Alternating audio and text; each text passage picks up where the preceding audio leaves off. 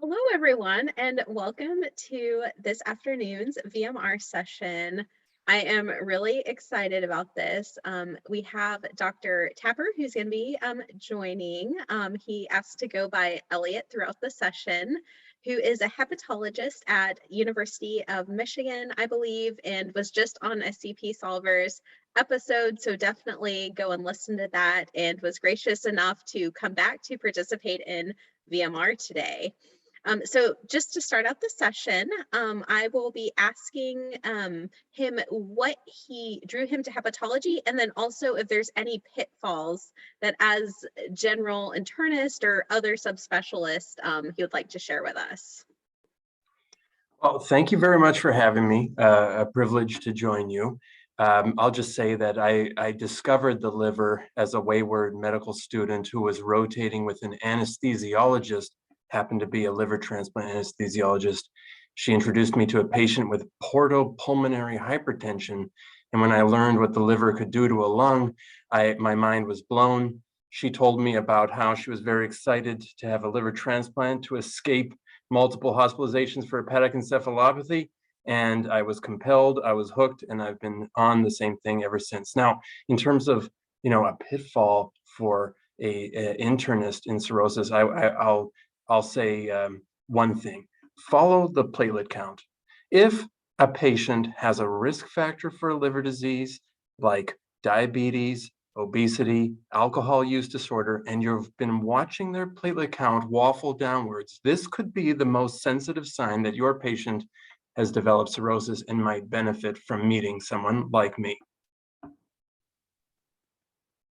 Awesome. One thing that I sometimes struggle with an internist is the overlap between alcohol use disorder and liver disease. Do you have any pearls about if you have concern that someone may be developing cirrhosis, but it's also there's significant alcohol use that could also be contributing to the thrombocytopenia? Is there any way to differentiate that? So you ask a very good question.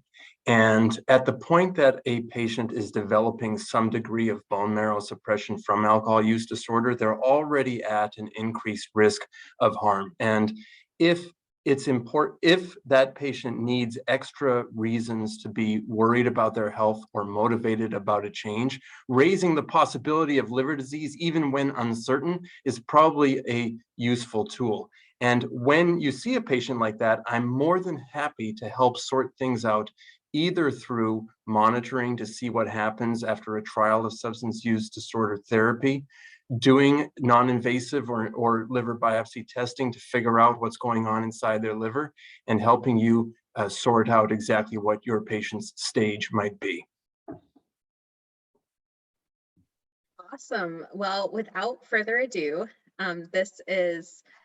I think we're going to have great pearls throughout. So I'm so excited to just get to hear kind of behind the curtain of what happens when kind of with subspecialty care. So the consult question is going to be severe acute liver injury. So you're going to be consulted about LFT rise with AST and ALT in the thousands, as well as T-billy elevation. So just a little bit of background story, and then I'll let you ask kind of some follow-up questions. And some identifying details of this case have been changed to protect identity. So this is a 68-year-old female with a past medical history of hypertension and hyperlipidemia. She is from Mexico, but is visiting her daughter in the East. And on presentation, the daughter noticed that her eyes were yellow and she had yellowing of the skin. She's also been very fatigued as well for the past 10 days. They had not seen each other for the past 2 weeks. Kind of other relevance situations where there was one day of diarrhea about a week prior to coming to the hospital, and then also some shortness of breath with walking that was difficult to quantify, and of some diffuse myalgias, but no fevers or chills. She says she has been taking acetaminophen for her chronic foot pain while in Mexico, but was unsure exactly how much she was taking. And then no recent travel or known sick contacts, no significant alcohol use. So at this point, I know that you don't have all the exact laboratory data, but just kind of hearing this background, are there any specific questions or further evaluation, if you heard this consult question on the phone, that you would want to know about right away? So I would say the first thing that has set the way that I think about this is I've been told this person has severe acute liver injury and they have jaundice. And then you've gone on to elaborate on a variety of other symptoms that speak to a systemic process that feels like it's raising the possibility of an infection or a toxic insult. But from behind the veil of ignorance, just going based on epidemiology alone, there are really a very limited number of things that can cause a severe acute liver injury. Number one will always be, no matter which practice setting you're working in, ischemic hepatitis, which typically happens in the context of heart failure. And I would like to know, what she looks like. Does she have cool, clammy extremities? Then number two is going to be drug-induced liver injury. You've piqued my interest hearing about acetaminophen, but I want to know what else she is taking. And I'm looking for other sources of acetaminophen. Oftentimes you'll hear people, when they're feeling bad, take both Tylenol, NyQuil, Percocet, all things that would have acetaminophen in them. But I want to know the whole list, including the random supplements they might be taking. And I don't remember which ones cause liver injury, other than like the common ones like anti-epileptics and antibiotics. So as soon as you tell me that whole list, I'm plugging them into Hepatology Google, which is livertox.gov. And I'm looking to see what the rate of liver injury on each of those might be. And then finally, like I said, I worry about an infectious process. The third most common possibility for someone with this kind of history would be something like viral hepatitis, hepatitis A, potentially even hepatitis B, and rarely you will also see acute hepatitis C. So I'd want to know a little bit about the exposures to that, but I will definitely be testing for those things no matter what the history tells me. Awesome. Just to give a little bit more history, the patient had been taking some herbal supplementation for liver health. She was unsure of the name initially. It was did not have the medications with her. They were from Mexico, but we're able to find out later that it was milk thistle, and then compuesto vegetal del indio. As well. And then after spending a while, it seems that it's definitely less than like 4 grams of acetaminophen a day, and no other sources of Tylenol ingestions, no other like IV drug use or over the counter or other drug use noted, no other new medications, no history of prior blood transfusions. And then otherwise, as far as surgical history, she has had a cholecystectomy about 20 years in the past. There's no family history of malignancies, liver disease, or other autoimmune diseases. The other medications include atorvastatin, but she's actually stopped this for the past week, and then losartan as well as the other that we talked about. And then would you like more information here, or do you have any kind of thoughts based on this additional information? So I thank you for these additional pieces.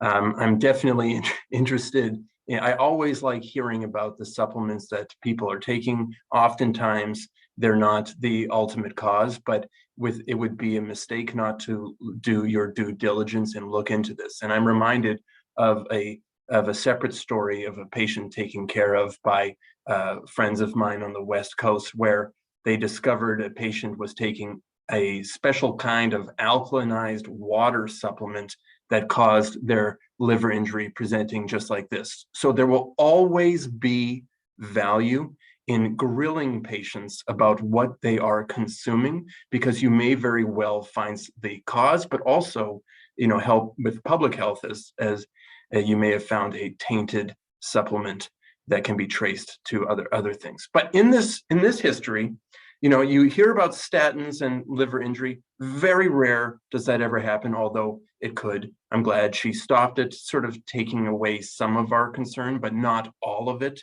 as the presentation of drug-induced liver injury can be somewhat delayed. So it's still in the realm of possibilities that this is that rare atorvastatin-associated condition. Milk thistle is often taken for liver health, and I don't know how helpful it is, but it tends to be not harmful when evaluated in randomized trials. So I usually discount that milk thistle is one of the things that's causing this. So at this point in time, the differential for me has not changed.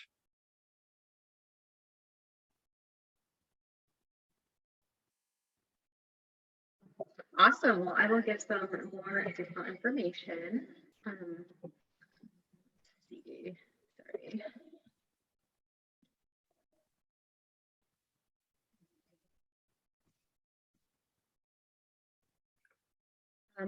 Temperature was 36.9 degrees Celsius. Heart rate was in the 80s. Respiratory rate was normal. And then blood pressure was between the 130s to 140 systolic, but over the 80s diastolic. And then saturating 96% on ambient air. As far as exams, she was in no acute distress and able to answer questions appropriately.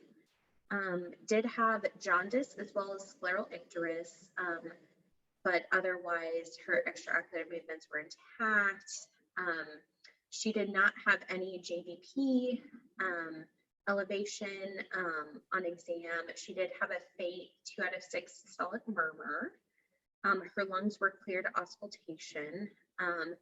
There was no abdominal tenderness on exam. Bowel sounds were active, and then no hepatosplenomegaly felt on examination. On extremities, there were trace to 1+ edema in the upper and lower extremities. On skin exam, there were no spider angiomas, no abnormalities like on the hands, no tearing nails, no other stigmata of liver disease. And then the patient was alert and oriented with a normal neurologic exam and no asterisks. So if I could interject a little bit about the role of the physical exam in the evaluation of this person at this time, I would say 2 things. That you might get some clues regarding the etiology, but it's going to be relatively limited. So the 2 things that you would think about could be abdominal pain, as something like choledocholithiasis can cause severe acute liver injury. And at the point that it's causing jaundice, it may be associated with pancreatitis or acute on chronic obstruction. Then, like I brought up, that the most common cause of liver injury is actually ischemic hepatitis, which is really mediated by venous congestion. And what you see there is acute liver injury in the setting of a drop in the blood pressure that may or may not be transient. So just because this person is normotensive does not take that off the list. But again, you're looking at the jugular venous pulse elevation. You're trying to see if their extremities are cool and clammy because they're clamped down with occult hypoperfusion. The second thing is you're asking the question before you go calling this person having acute liver failure as to how severe this liver injury is. So we know that this person has jaundice. I've been told that they have a very high liver enzyme count. So they count as having acute liver injury. But that is not the same thing as acute liver failure, which is defined by both coagulopathy and the presence of encephalopathy. And so when I hear that there's no asterixis, that they're fully alert and oriented, already my blood pressure has fallen below hers.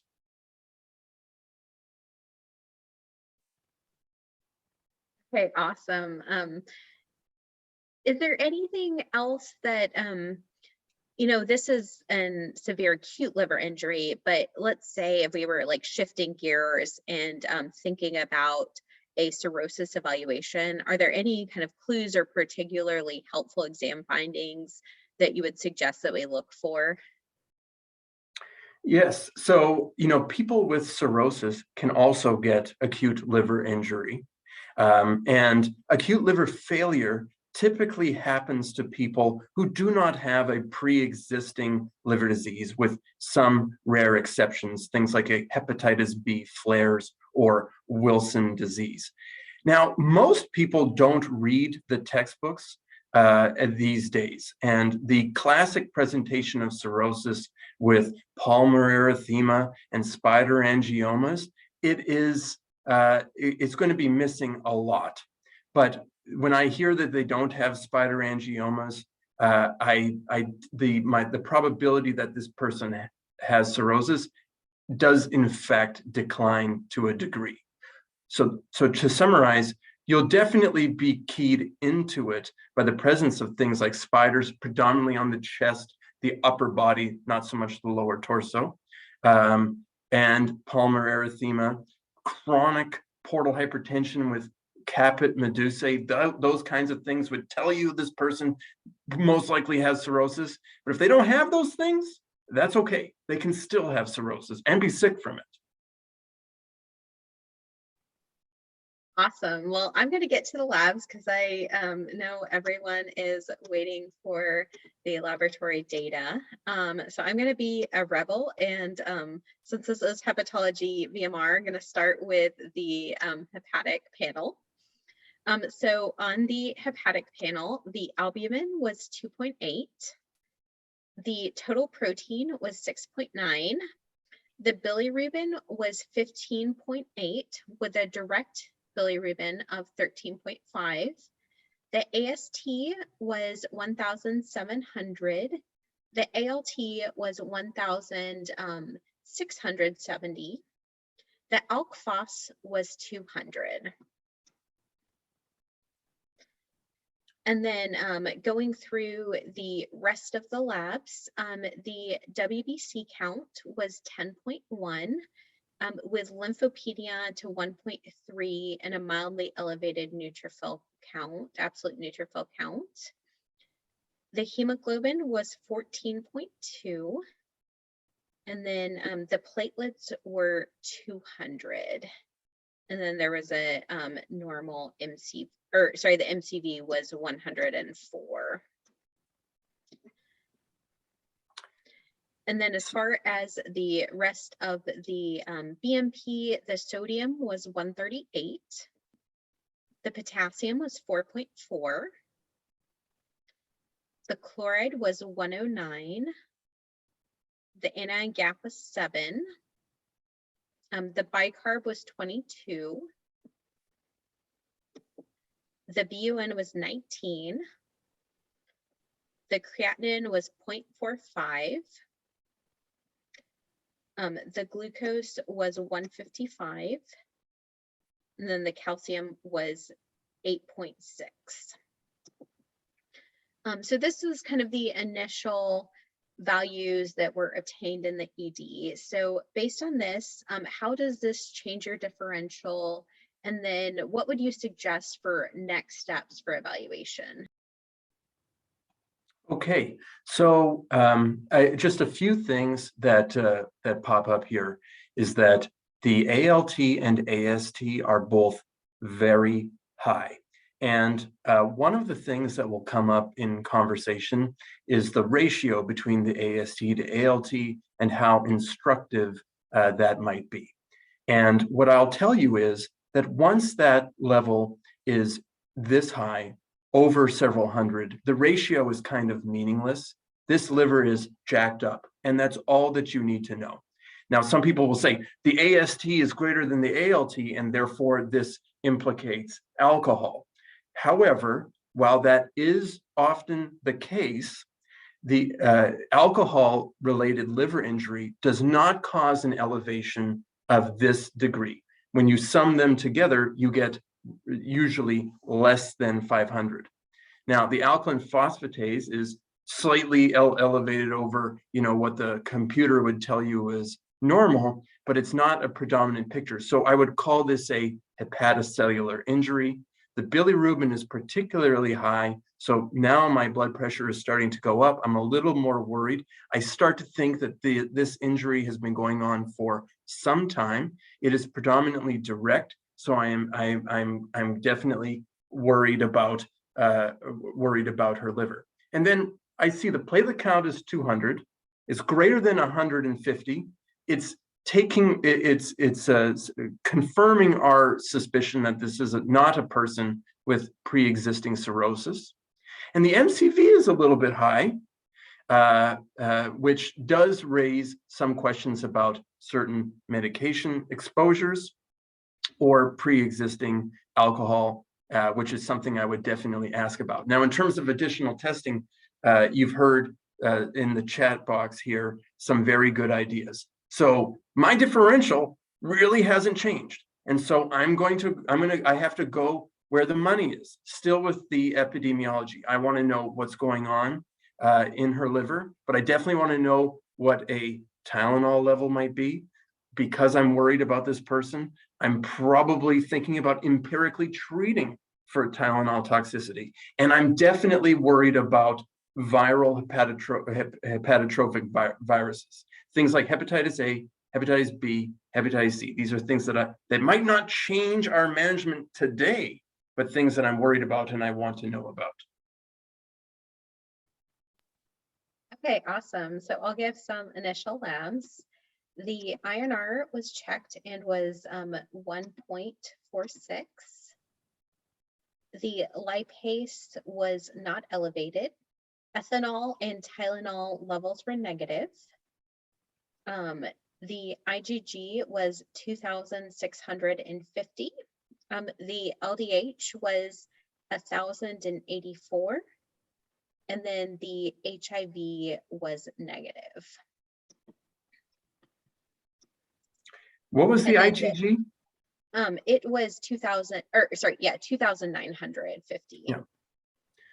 Okay, so I'll just say a few things. Now, her Tylenol is negative, but does that mean that this is not Tylenol toxicity?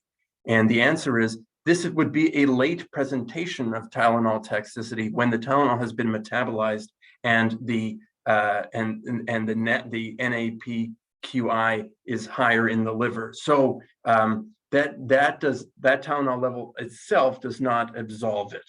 The LDH is very high, which can tell us that there's severe liver injury or that there's another underlying medical process. The IgG is particularly elevated, and we tend to see that in patients who have, the LDH is just 1,000, I apologize.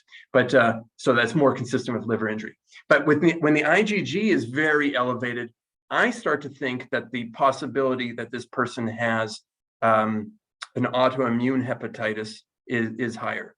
I would not have assumed that, having seen a relatively small protein albumin gap up front. And then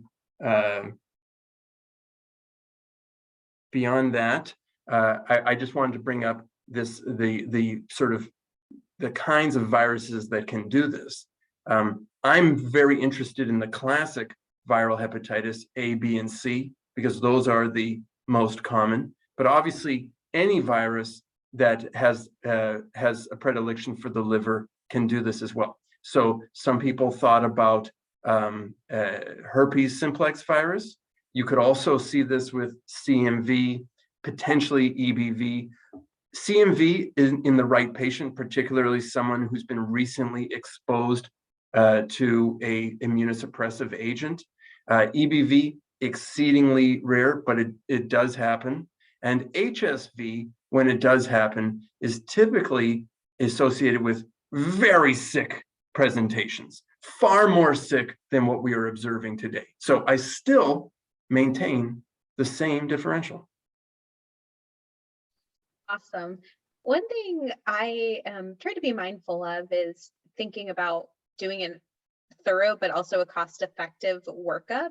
So at this point, what would you suggest, like would be like the highest yield additional testing to get? Right. So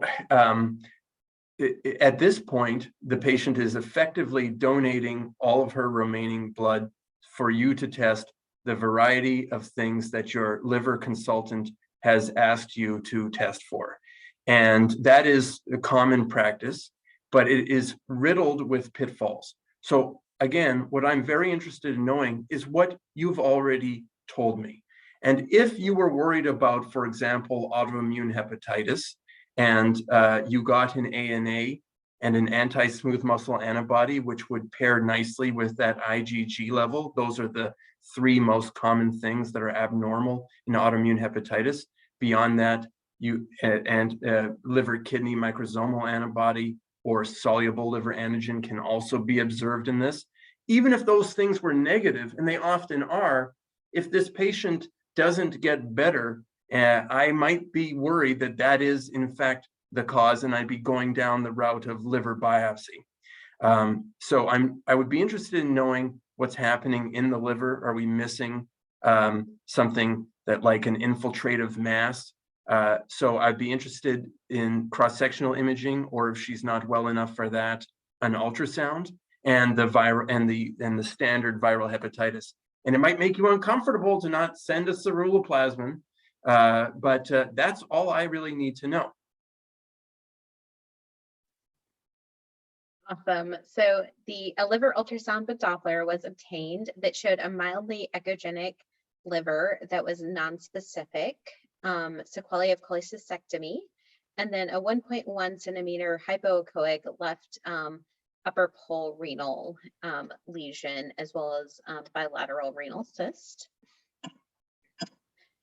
And then as far as further workup, viral hepatitis were tested for, as well as ANA. ANA came back negative.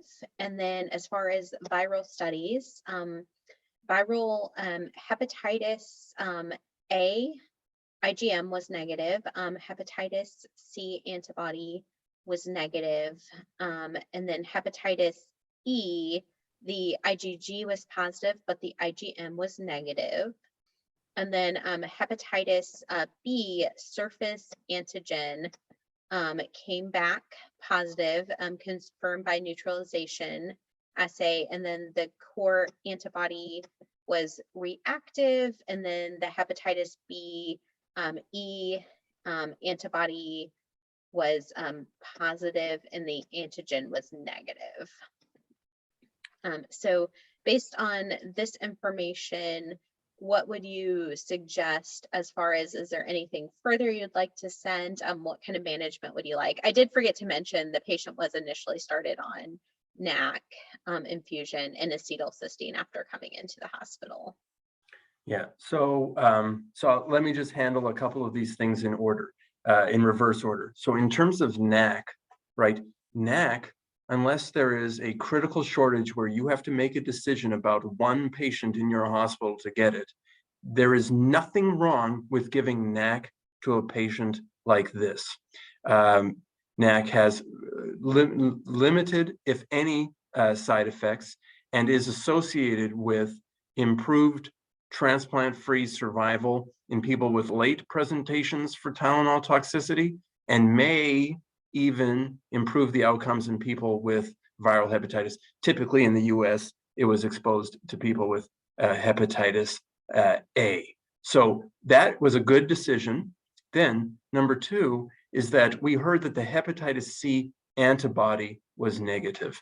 But this is an acute presentation. And for that reason, it's worth reminding ourselves that the antibody may turn positive quickly after exposure, but could take several weeks. And therefore, while the antigen is very useful for hepatitis B, the antibody is not particularly useful for hepatitis C. So I'd be interested in knowing the DNA level of hepatitis B and the RNA level of hepatitis C. But in terms of the evaluation here, what we are getting a picture of is that this is a person who is positive for circulating virus for hepatitis B. And because the core antigen is positive, it raises the possibility that there may have been a reactivation of a prior infection.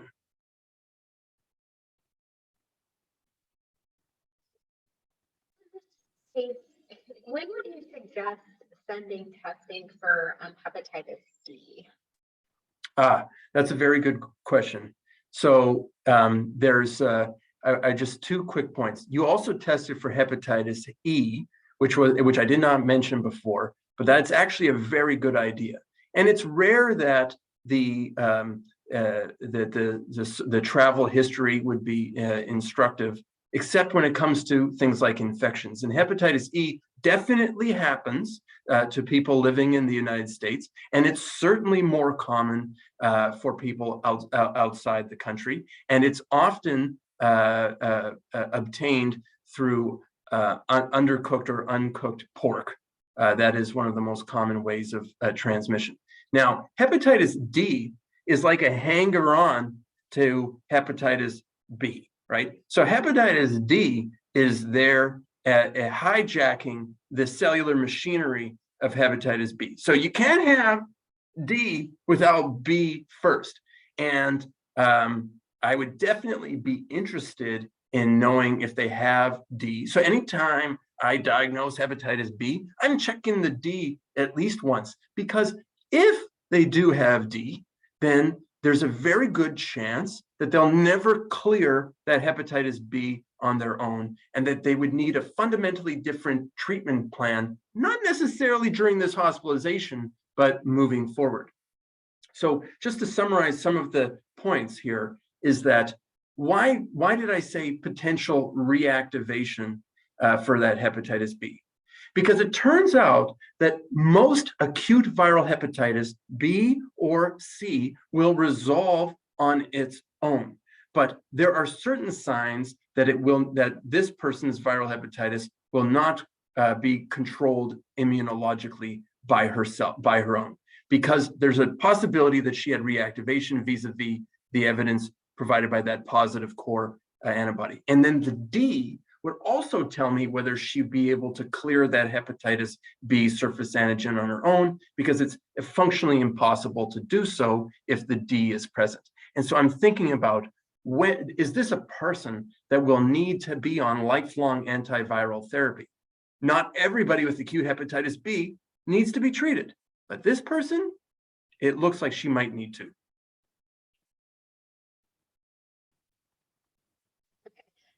Did test for hepatitis D that was negative, and the hepatitis B viral load was 88,000 as well. I don't think, at least I didn't write it down, that hepatitis C RNA was sent, but I think that the antibody was retested later and remained negative. The patient was started on tenofovir for the hepatitis B infection, considering the degree of that. And you've already talked a little bit about kind of when you would consider treatment, but is there any other times you need to consider treatment, and what side effects should we be thinking about for this medication? Okay, very good question. So in general, when it's an acute infection, there's no overwhelming evidence that you need to treat that patient. If they progress to acute liver failure, most of us are probably going to treat, but there's very limited evidence that it will actually help this person get better or avoid a liver transplant. They either get better on their own, or they do not. Now, who definitely needs to be treated? And the answer there is somebody with reactivation, 2, somebody with pre-existing liver disease like cirrhosis. And then after that, you start to personalize things. So, how reliable do we think the healthcare system is for this patient? Are we going to be certain that they can come back and check their labs to its conclusion? Would it be safer to get them on a treatment like tenofovir, or for that matter, entecavir, that has a high barrier to resistance, that I know that's a drug that can really reduce the viral load reliably and control the infection in the long term?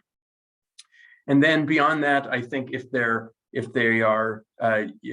young or sexually active with multiple partners, I'm using it as a way of preventing transmission to others. And so those people don't typically fit like the standard criteria for treatment, but we have to personalize our decisions.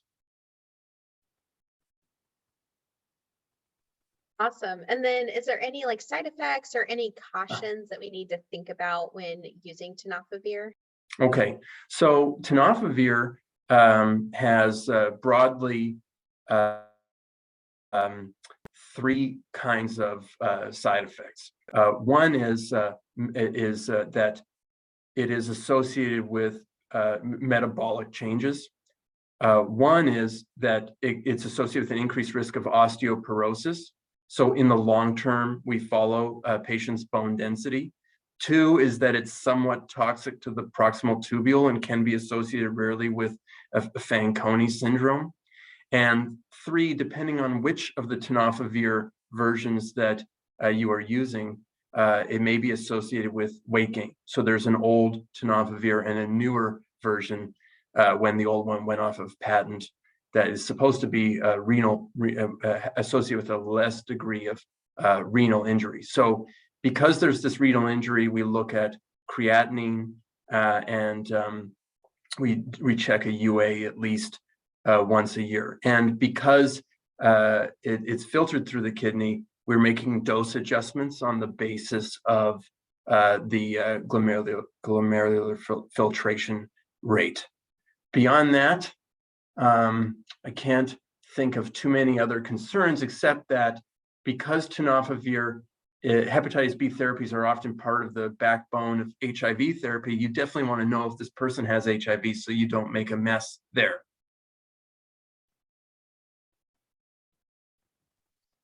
Awesome. So patient was discharged, but then later represented with nausea and vomiting and worsening T-belly elevation to 23 and still profound liver enzyme elevations. It was thought to be that she wasn't able to tolerate the tenofovir, so she was switched to entecavir. There was some other workup done at that time, and that did not show another etiology of the symptoms. After switching, she did really well. Liver enzymes downtrended, but did not completely resolve to AST and ALT in like the hundreds and like just mildly elevated bilirubin elevation. And then there was the kind of question of development of membranous nephropathy. So I was wondering if just like with hepatitis B, just anything else that we need to be thinking about as kind of things that can be associated with it. Yeah, so hepatitis B has been associated with a variety of extrahepatic manifestations, including, but definitely not limited to membranous nephropathy, polyarteritis nodosa, as well as an increased risk of lymphoma, particularly in untreated patients. I personally have not observed that, generally because most of my patients are treated for a variety of reasons, but it is definitely a possibility. Awesome. Well, any kind of key learning points that you would like us to take away from this case? So what I would say is that this is a classic presentation of a severe acute liver injury that efficiently recapitulated the epidemiology of this condition. That although there are dozens of things that could potentially do this, you have to worry about upfront the kinds of things that could kill your patient. And those include Tylenol toxicity, ischemic hepatitis, and then beyond that, the most common would be drug-induced liver injury and hepatotropic viruses like hepatitis B. And by focusing your evaluation on these things, you're going to pick up 99% of the causes. The one pitfall that we didn't find ourselves in here with hepatitis B is that there are times when the surface antigen might be negative, the so-called window period. In that case, you would want to know the core IgM. You would want to check viral loads. And in order to avoid the problems with serology testing in the acute setting, you are interested in doing PCR tests for viruses. Awesome. Well, thank you so much. I have learned a ton from just hearing the thought process through the case. And so with that, I'm going to ask Franco to sum up some of the amazing teaching pearls from today. What a great case and a lot of pearls for today. I love the case, so here we go. First of all, in the case of severe acute liver injury, we should always think about the base rate of the disease. So we cannot miss ischemic hepatitis, probably most common due to heart failure, drug-induced liver disease or liver injury, most commonly because of acetaminophen or supplements, and viral hepatitis, usually ill patients on presbytery. Regarding the supplements, always make a good history taking regarding the supplement target to some common organ problems that the patient can be taking. Abdominal pain plus severe acute liver injury can develop after a latency period of problems in the biliary tract, and the patient can present with an acute pancreatitis and a severe liver injury. Regarding ischemic hepatitis, it is mainly due to venous congestion, so it doesn't need to have a low BP to develop. And we need to look for heart failure signs and symptoms, the S3 and the GVP. A cirrhotic patient can still have an acute liver injury, so there is always a need to look for symptoms or typical low values of cirrhosis. If there's the fact that there will be no spider angioma can somehow reduce the probability of having cirrhosis diagnosis, but other hepatic stigmatists have low predictive value. AST plus ALT in alcohol-induced liver damage normally are usually less than 500. Negative values of acetaminophen does not necessarily rule out drug-induced liver injury because time of ingestion is key. The NAPQI level will be high because it's already metabolized. Viral hepatitis, and in the setting of severe acute liver injury, don't forget about E, especially if there is a history of eating undercooked pork, or D, that needs to have a co-infection with hepatitis B. And also the presence of hepatitis D impairs the clearance of hepatitis B. For the treatment of hepatitis in severe acute liver injury, must be in a reactivation setting, previous history of cirrhosis, or can be treated in young patients and sexually active that use it in a way to prevent infection. Hepatitis B can be related to membranous nephropathy, polyarteritis nodosa, lymphoma, especially if it's untreated patient. And remember always that there could be a window period in hepatitis infection. So you need to check for PCR for viral, check viral levels, and look for the core antigen. And that's it. It's an amazing session. Awesome. Thank you so much to our expert, Elliot Tapper, John for scribing, and Franco for the amazing teaching point summarization. Have a great day, everyone.